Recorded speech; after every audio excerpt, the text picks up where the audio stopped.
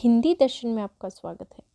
हम विश्वनाथ त्रिपाठी का हिंदी साहित्य का सरल इतिहास पुस्तक का अध्ययन कर रहे हैं और इस पुस्तक का अध्याय नंबर 2 है भक्ति काल, उसका अध्ययन हम कर रहे हैं। इसमें आज की कक्षा में हम सूफी साधना का अध्ययन करेंगे। सूफी साधना या यूँ कहें प्रेमाश्रय काव्य धारा।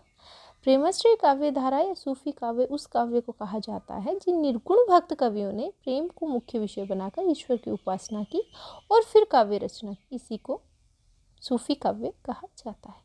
इसे सूफी काव्य और प्रेमाश्रय काव्य दोनों नामों से जाना जाता है।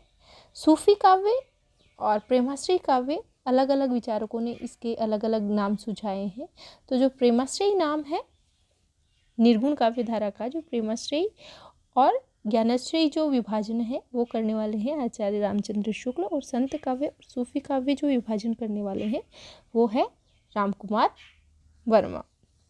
सूफी काव्य धारा की प्रमुख विशेषताओं को अगर देखें तो इस काव्य में प्रायः नायिकाओं के नाम पर काव्य लिखे गए हैं, जैसे पद्मावत, चंदायन, मधुमालती, मृगावती, और प्रेम के तत्व को यहाँ अधिक प्रधानता मिली है। साहसिक प्रेम कथाओं के आधार पर यहाँ काव्य लिखा गया है। भारतीय लोक संस्कृति और लोक जीवन का स्वाभाविक चित्रण सूफी काव्य में हमें देखने को मिलता है। इस काव्य धारा में खंडन मंडन की प्रवृत्ति का अभाव पाया गया है, जो हमें कहाँ देखने को मिलता है?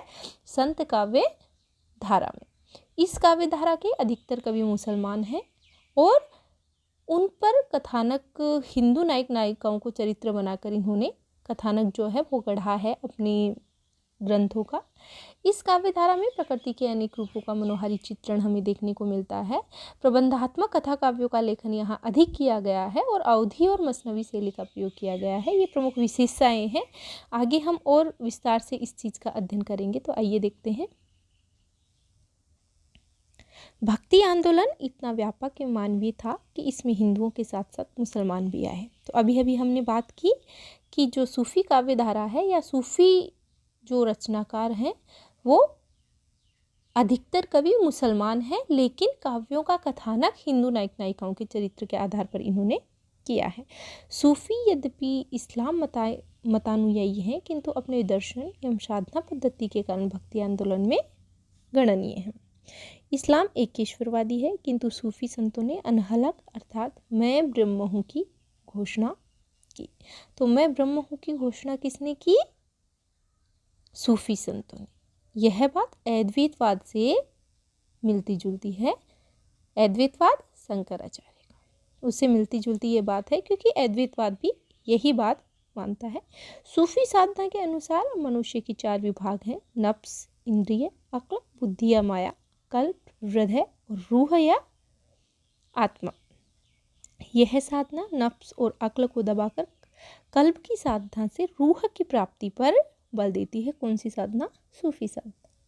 हृदय रूपी दर्पण में परम सत्ता का प्रतिबिंब आभासित होता है। यह दर्पण जितना ही निर्मल होगा, रूप उतना ही स्पष्ट होगा। अर्थात सूफी साधना भी हृदय की साधना है, इसी से वह भक्ति है। आचार्य रामचंद्र शुक्ल ने इसीलिए जायसी आदि सूफी कवियों को कबीर, सूर, तुलसी की कोटि में रखा है।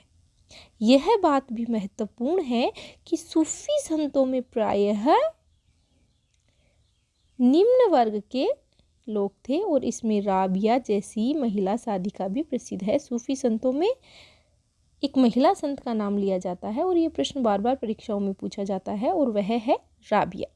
मुल्ला दाऊद हिंदी के प्रथम सूफी कवि माने जाते हैं। कौन?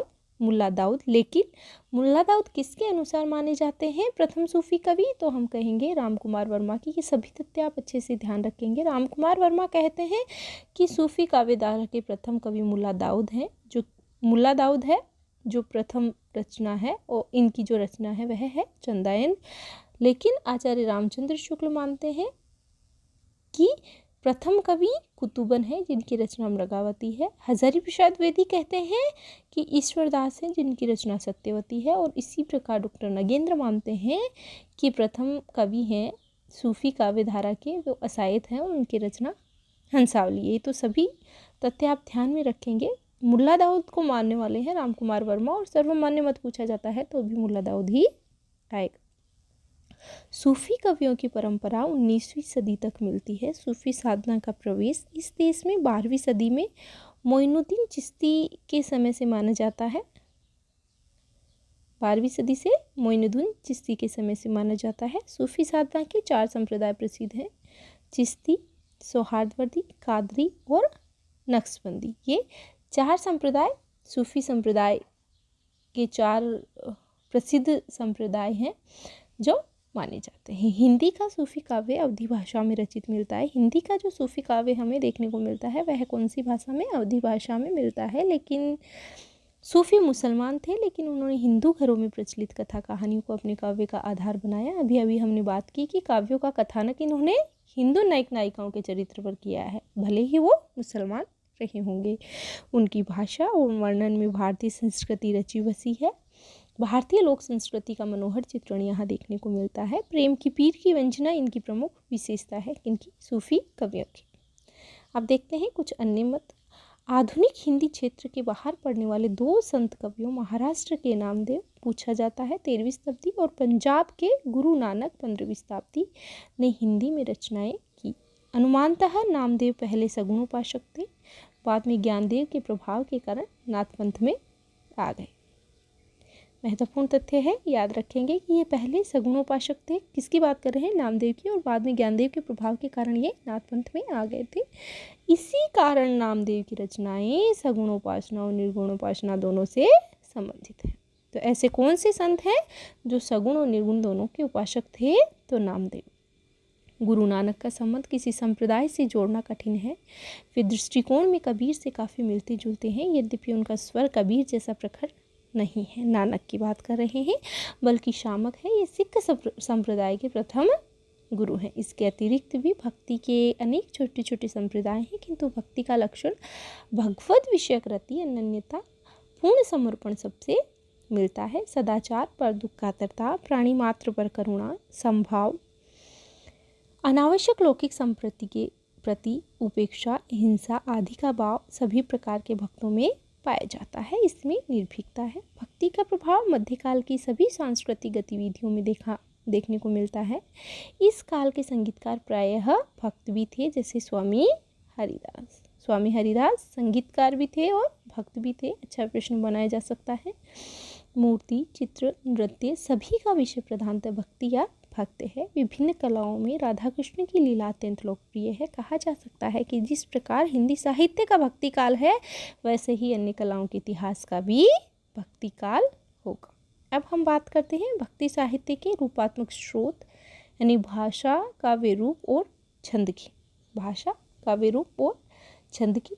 तो सूफी काव्य धारा के प्रमुख कवियों में जायसी का नाम भी आता है, जिसका पद्मावत महाकाव्य है, जिसके विषय में हम पढ़ते हैं। इसके अलावा उनका अखरावट, आखिरी कलाम, चित्ररेखा, कहरनामा, पद्मावत से संबंधित कई प्रश्न परीक्षाओं में पूछे जाते हैं, जो हम आगे विस्तार से इसका अध्ययन करेंगे कि इसका रचनाकाल 1540 ईस्वी माना जाता है।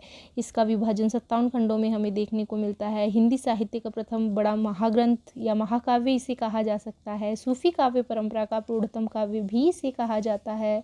इसकी कथावस्तु को 2 भागों में बांटा जाता है। इसके अलावा हंसावली, चंदायन, लक्षेन पद्मावती, सत्यवती कथा, मृगावती आदि से संबंधित कई प्रश्न बनाए जाते हैं, जिसकी हम आगे चर्चा करेंगे। भक्ति आंदोलन अखिल भारतीय था। इसका परिणाम यह हुआ कि लगभग पूरे देश में मध्य देश की काव्य भाषा हिंदी ब्रजभाषा का प्रचार प्रसार हुआ। नामदेव यदि अपनी भाषा मराठी में और नानक देव पंजाबी में रचना करते थे, तो वे ब्रजभाषा में भी रचनाएं करते थे। तो हम क्या कहेंगे, इनकी जो भाषा थी नामदेव की, वह कौन सी थी? नामदेव की मराठी थी और नानक देव की पंजाबी थी। ये ध्यान रखेंगे। 14वीं सदी में दिल्ली में केंद्रीय सत्ता स्थापित होने के बाद जब सड़कें आदि बड़े पैमाने पर बनी, व्यापार की बढ़ोतरी हुई, तो देश के विभिन्न क्षेत्रों के लोगों का मिलना जुलना ज़्यादा बढ़ा। इसमें सैनिक, व्यापारी, साधु संत अधिक होते थे। डॉक्टर रामविलास शर्मा के अनुसार, अब कथन आपसे पूछा जा सकता है, महत्वपूर्ण कथन है। आजकल की जो प्रतियोगी परीक्षाओं में प्रश्न बनाकर पूछे जा रहे हैं, वो कथनों से संबंधित होते हैं। तो रामविलास शर्मा का ये कथन आप ध्यान रखेंगे। 15वीं सदी, 16वीं सदी और 17वीं सदी में यहाँ व्यापार की बड़ी बड़ी मंडियाँ कायम होती हैं। 2500 नगर व्यापार और सांस्कृतिक आदान प्रदान के केंद्र बनकर उठ खड़े होते हैं। लोहे और कपास का सामान काफ़ी बड़े पैमाने पर तैयार किया जाता है। सैकड़ों वर्ष के बाद सामाजिक जीवन की धुरी गांव से घूमकर नगर की ओर आ जाती है। इस समय सामाजिक जीवन की बागडोर सामंतों के साथ साथ व्यापारियों के हाथ में आ जाती है। सिक्कों का प्रचलन बढ़ जाता है। समाचार भेजने के लिए हरकारों की व्यवस्था होती है। आज की भाषा में कहें तो एक प्रकार की दूरसंचार व्यवस्था कायम होती है। इससे मध्य देश की भाषा के प्रसारित होने की स्थिति तैयार होती है। भक्ति साहित्य अखिल भारतीय है, किंतु उत्तर भारत के भक्ति साहित्य की विशेषता यह है, यहाँ से भी इस कथन को उठाकर पूछा जा सकता है यहाँ से कि यह किसका कथन है। भक्ति साहित्य अखिल भारतीय है, किंतु उत्तर भारत के भक्ति साहित्य की विशेषता यह है कि इसमें मुसलमान भी शामिल हुए। दक्षिण भारत के भक्ति साहित्य में जायसी, रहीम, रसकान जैसे मुसलमान रचनाकारों का नाम नहीं सुनाई पड़ता। संभवतः भक्त कवियों की इतनी अधिक संख्या केवल हिंदी में है। तो ये किसका कथन है? रामकुमार वर्मा का। भक्तिकालीन हिंदी काव्य की प्रमुख भाषा की बात हम यहाँ कर रहे हैं। कौन सी रही है? ब्रजभाषा रही है। इसके अनेक कारण हैं। परंपरा में पछाही बोली, सोरसेनी मध्य देश की काव्य भाषा रही है। इस वजह से भी भक्तिकालीन हिंदी काव्य धारा की जो भाषा है प्रमुख ब्रज रही है। ब्रजभाषा आधुनिक आर्य भाषा काल में उसी सोरसेनी का रूप थी जिसमें सूरदास जैसे महान लोकप्रिय कवि ने रचना की, और वह कृष्ण भक्ति के केंद्र ब्रज की बोली थी, जिससे यह कृष्ण भक्ति की भाषा बन गई। कौन सी? ब्रजभाषा। भक्ति काव्य की ब्रज प्रवाह के कारण ब्रजभूमि के बाहर भी काव्य भाषा के रूप में स्वीकृत हुई। इसलिए बाद में कहा गया कि ब्रजभाषा हेतु ब्रजवासी ही अनुमान। पूर्व मध्यकालीन साहित्य में ब्रजभाषा एक प्रकार से भक्ति काव्य का पर्याय बन गई। यहाँ तक कि सुदूर दक्षिण पूर्व और पूर्व के रचनाकारों ने भी ब्रज में रचनाएं लिखी। बंगाल, असम में ब्रजभाषा प्रभावित बांग्ला असमिया को ब्रजबुली कहा गया। ये अच्छा प्रश्न बनाया जा सकता है कि ब्रजबुली किसको कहा गया? बंगाल, असम में ब्रजभाषा प्रभावित बांग्ला असमिया को ब्रजबुली कहा गया। भक्ति काल की दूसरी भाषा अवधी, पहली जिसकी हमने बात की ब्रजभाषा की, अब हम बात कर रहे हैं अवधी भाषा की। भक्तिकालीन दो प्रमुख भाषाओं में ये भाषाएं आती हैं। यद्यपि यह ब्रजभाषा जितनी व्यापक नहीं हुई। अवधि में काव्य रचना प्रधानतः रामपरक और अवध क्षेत्र के कवियों द्वारा ही हुआ। हिंदी के सूफी कवि अवध क्षेत्र के ही थे। फिर भी यदि उन्होंने अवधि में प्रबंध काव्य लिखे तो उनकी कोई परंपरा अवश्य रही होगी। प्रकृत पैंगलम के अनेक छंदों की भाषा अवधि कहीं कहीं व्यवस्थित रूप से दिखाई पड़ती है। राहुल जी ने पौमचरियों की भाषा में कुंजी के शब्दों को अवधि कहा है। बहुत अच्छा प्रश्न है, इसे आप नोट कर लेंगे। राहुल सांकृत्यायन जी ने पौमचरियों की भाषा में कुंजी के शब्दों को अवधि कहा है। संभवतः अवध क्षेत्र व्यापारिक या सैनिक दृष्टि से 14वीं और 15वीं शताब्दी के लिए महत्वपूर्ण रहा हो। धार्मिक दृष्टि से राम की जन्मभूमि अयोध्या के कारण तो क्षेत्र महत्वपूर्ण रहा ही था। खड़ी बोली में उस समय रचना अवश्य होती रही होगी, जैसा कि अमीर खुसरो की कविताओं से प्रकट होता है, किंतु कोई परंपरा नहीं मिलती है। अवधी भाषा में लगभग जो सूफी काव्य है उसमें से अगर हम निकाल दें असैयद की हंसावली को, लक्सेन पद्मावती को और गणपति की माधवानंद कामकंदला को, और लगभग सभी रचनाएं हैं वह अवधी भाषा में रचित हैं। जैसे हम बात करें चंदायन की, तो चंदायन की जो प्रमुख भाषा है वह अवधी भाषा है, जो मुल्ला दाऊद की रचना है। सत्यवती कथा ईश्वरदास की अवधी भाषा में रचित है। मृगावती कुतुबन की अवधी भाषा में रचित है। मधुमालती मंझन की अवधी भाषा में रचित है, और चित्रावली उस्मान की यह भी अवधी भाषा में रचित है।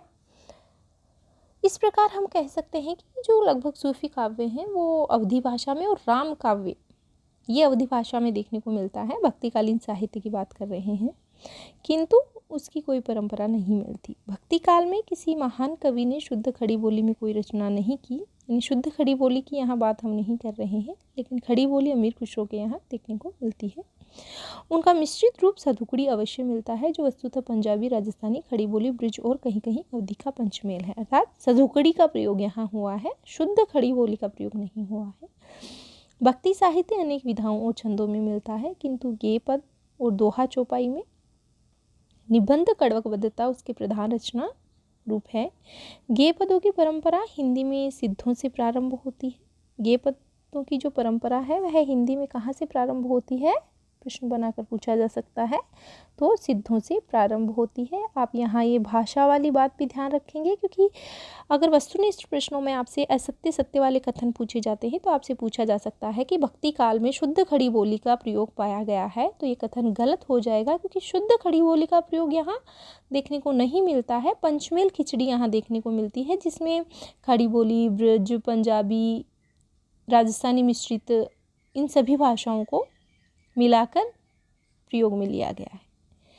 तो क्या कह रहे हैं हम, गेय पदों की परंपरा हिंदी में कहाँ से देखने को मिल रही है, सिद्धों से प्रारंभ होती है। नामदेव, नानक, कबीर, सूर, तुलसी, मीराबाई आदि ने गेय पदों की रचना आगे जाकर की है।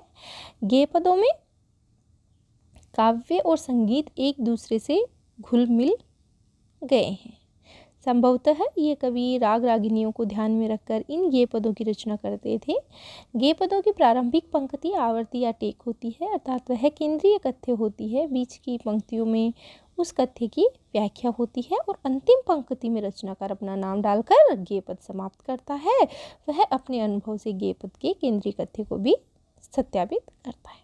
आगे देखिए, दोहा चौपाइयों की परंपरा भी हमें कहाँ से देखने को मिलती है, सरहपा से। यह भी अच्छा प्रश्न बनाया जा सकता है। दोहा चौपाइयों की परंपरा भी हमें सरहपा से देखने को मिलती है, किंतु सरहपा ने कोई प्रबंध काव्य नहीं लिखा। लगता है दोहा चौपाइयों में प्रबंध काव्य लिखने के लिए अवधि की प्रकृति अधिक अनुकूल है। अगर दोहा चौपाइयों में हम प्रबंध काव्य की रचना करते हैं तो कौन सी भाषा को अनुकूल माना गया है, अवधि भाषा को अनुकूल माना गया है। जायसी पूर्व अवधि कवियों के भी अनेक काव्य दोहे चौपाइयों में कड़वकबद्ध मिलते हैं, जैसे भीम कवि का दंगव्य पुराण, सूरजदास की एकादशी कथा, पुरुषोत्तम का जैमिनी पुराण, ईश्वरदास की सत्यवती कथा। किंतु यह रचना रूप सूफी कवियों विशेषतः जायसी के हाथों अत्यंत परिष्कृत हुआ, अर्थात यहाँ केवल देखने को मिलता है और जायसी के यहाँ यह परिष्कृत रूप में प्रबंध की बात हम कर रहे हैं। काव्य दोहा चौपाई की बात जो परिष्कृत रूप में जायसी के यहाँ देखने को मिलता है, और तुलसीदास जी ने तो इसको चरमोत्कर्ष पर ही पहुंचा दिया दोहा चौपाई को। जो सत्यवती कथा है यह ईश्वरदास की रचना है। इससे संबंधित प्रश्न कई बार पूछे जाते हैं, क्योंकि यह अवधि की प्रथम रचना मानी जाती है। आचार्य रामचंद्र शुक्ल के अनुसार अवधि भाषा में रचित प्रथम रचना, अवधि की प्रथम रचना आचार्य रामचंद्र शुक्ल के अनुसार। इसके नायक का नाम ऋतुपर्ण कई बार पूछा जाता है, और द्विवेदी जी ने इसे प्रथम सूफी काव्य माना है, सत्यवती कथा को। तो ये सभी तथ्य आप ध्यान रखेंगे। दोहे की परंपरा अपभ्रंश में देखने को मिलती है। दोहे की जो परंपरा है हमें अपभ्रंश में देखने को मिलती है। दोहा चौपाई की परंपरा हमें सरहपा के यहाँ मिलती है। सरहपा का दोहा कोश प्रसिद्ध है, इसमें सरहपा का दोहा कोश प्रसिद्ध है। दोहा नाम से आदिकाल में ढोला मारूरा दोहा जैसा प्रबंध काव्य भी मिलता है। दोहा नाम से आदिकाल में ढोला मारूरा दोहा जैसा प्रबंध काव्य भी हमें देखने को मिलता है। भक्ति काव्य में कबीर के दोहे साकी के नाम से देखे जाते हैं या जाने जाते हैं। तुलसी ने रामकथा दोहावली में रची है। दोहे का भी एक रूप सोरठा है। दोहे का एक कौन सा रूप है, सोरठा, जो हमें देखने को मिलता है। तो दोहे की परंपरा हमें कहाँ से मिलती है, अपभ्रंश से मिलती है। आगे बात करते हैं। छप्पे, सवैया, कवित, भुजंग, प्रियात, भावी, हरिगीतिका आदि भक्ति काव्य के बहुप्रयुक्त छंद हैं। भक्ति काल में कौन कौन से छंदों का प्रयोग हो रहा था, छप्पे का, सवैया का, कवित का, भुजंग का, प्रियात का, भावी का, हरिगीतिका। सवैया और कवित हिंदी के अपने छंद हैं जो भक्ति काव्य में दिखलाई पड़ते हैं। इनकी स्पष्ट परंपरा पहले नहीं मिलती है। सवैया और कवित की स्पष्ट परंपरा हमें कहाँ देखने को मिलती है, तो भी भक्ति काल की बात करेंगे। सत्य असत्य कथनों में आपसे पूछा जा सकता है कि कवित सवैया की स्पष्ट परंपरा हमें भक्ति काल में देखने को मिलती है, तो यह कथन सत्य हो जाएगा। तुलसीदास ऐसे भक्त कवि हैं जिनकी रचनाओं में मध्यकाल में प्रचलित प्राय सभी काव्य रूप मिल जाते हैं। अब यह भी प्रश्न आपसे बनाकर पूछा जा सकता है कि भक्तिकालीन ऐसे कौन से कवि हैं जिनके काव्य में मध्यकाल में प्रचलित सभी काव्य रूप हमें देखने को मिलते हैं? तो कौन हो जाएंगे? तुलसीदास जी। तुलसी ने मंगल काव्य, नहचु, कलयु, सोहर जैसे काव्य रूपों का भी उपयोग किया है।